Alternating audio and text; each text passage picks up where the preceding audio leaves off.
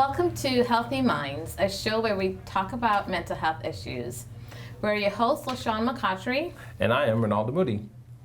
And we're going to be talking about 5150, that process where someone is in psychiatric crisis and what happens at that point. So let's talk about that whole process of 5150. And I know that there are a lot of different parts to it. And so help us and explain to us kind of the details about that.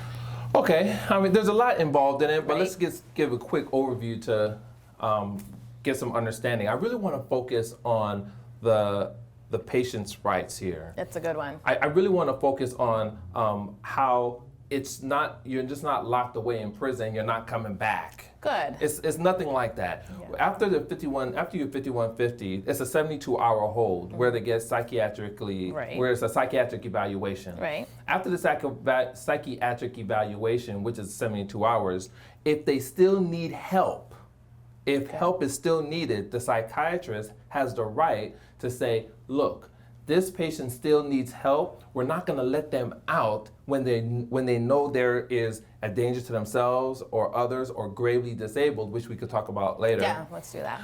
And what they will do is they will certify them on a 5250. Whoa, all these numbers, I know a lot of 5150, numbers, 5250. Okay, so after 5150, the 72-hour hold. Yes, And yes. if they still need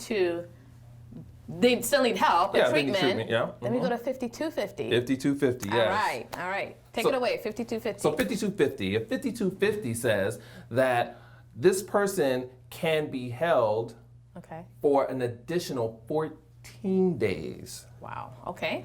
Now, they're in a hospital setting, they're being taken care of, they have mental health professionals around them 24 hours a day, they have a psychiatrist looking after them, they have the help and they have the support system that they need in order to get better. So that's very important, that 14 days. Okay, I have a question. Okay. So let's say I am that person, Okay. and I recognize that I do need the help, and I am willing to get the help. Great. Does that make a difference? That makes a huge difference. Okay. Because now it's voluntary. Ah, That's a huge difference. When Okay. you go in Okay. and on your own accord. okay. And as long as you don't continue to be a danger to yourself or anyone else, then you can leave whenever you want, as long as the doctor says that you're fit to leave. Okay. That's voluntary. But now the 5150 and the 5250 is totally different. That's involuntary. That's if I need help, but I'm like, no, I'm good. Exactly. Kind of like that. Okay. And that's when either the police will be involved or a mental health professional will be involved. Right. And it sounds bad, but it's when you are being held against your will. Right. It sounds bad, but it is really for the safety of that individual and the community And others. at large. Okay. So then with the 5250, kind of explain, is there hearing? Like who determines that I need to be there? Oh, yeah. And, so tell us about that. Well, there are a lot of checks and balances, and there are a lot of rights that the patient has when you're involuntarily held. Right. So there's what we call a patient's rights advocate, and the patient's right advocate, they actually really look into how this person was held. They look into if this person was held for the right reasons, if it was documented correctly. They actually work in concert, hopefully with the family, the psychiatrist, and the mental health professionals to make sure their treatment is a holistic treatment and their rights aren't being taken away from them. That's so important, and I'm glad that actually exists. Yeah. So there's a patient rights advocate, and what else is involved in the 5250 process? Well, after the 72-hour hold, which is the 5150, the 5250 says that within 4 days, some kind of like a court process needs to Right. take place. Okay. So there is a hearing officer, and a hearing officer sits with a representative from the hospital, and a hearing officer also sits with the patient's rights advocate, and they have like a kind of a mini court session for Is the patient there too? The patient is there too. The patient can be there. It just depends on the situation. How they're doing. Okay. Yes.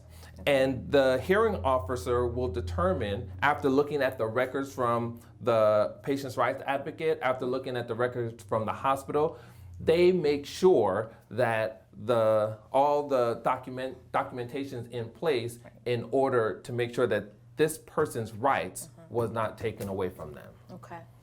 You know, I've worked with the mentally ill population before, and I have seen where someone was placed on a 5150, 5250, had the hearing, and as a mental health clinician, you know, your staff was like, they're going to be in there for a while, but all of a sudden, I guess they did well in their hearing, and they're out. It's like, whoa, how did that happen?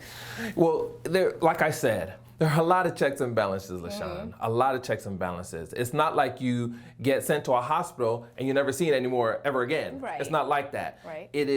There are people in place, and the system puts people in place to make sure that not just one person can say, you can't leave. It's not like that anymore. There are many different people that we collaborate, mental health professionals that we collaborate with, to determine whether or not someone is fit to stay in a hospital or not. Okay. So with the 5250, there's the hearing officer, looks over the record, the patient rights advocate advocates for that patient. For the patient. And the hospital representative, they're the ones that says, look, this is why we think this person should stay in the hospital. Okay. So there's a lot that goes on. Yeah. And yeah. there's a lot that protects patients' rights. Yeah. And so if they're doing well, then they can essentially, you know, they can be released, or the hold would not be upheld if they're doing well. The most important thing to remember is that there are only 3 criterias in order where people can be held against their will. There's only 3. You just can't be held because you're having an anxiety attack, or if you're having a panic attack, or you're depressed. No, you're not held for those reasons. There's only 3 criterias that you have to meet. And those 3 is, 1, you have to be a danger to yourself, and that has to be immediate or imminent. Imminent, it means that it has to be going on right now. Right. And then the second thing is you have to be a danger to other people. Psychiatrist is not going to let people out who might hurt someone else. Correct. Okay? Or you have to be gravely disabled. Gravely disabled. Tell us about that. What does that mean?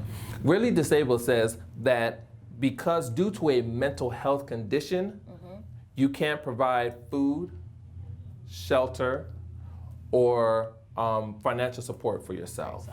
Okay. That's gravely disabled. Okay. And what's interesting is that a lot of people think that you can be put on conservatorship if you are a danger to someone else or a danger to yourself. The truth is that you can only be put on conservatorship based on gravely disabled. Wow. Okay.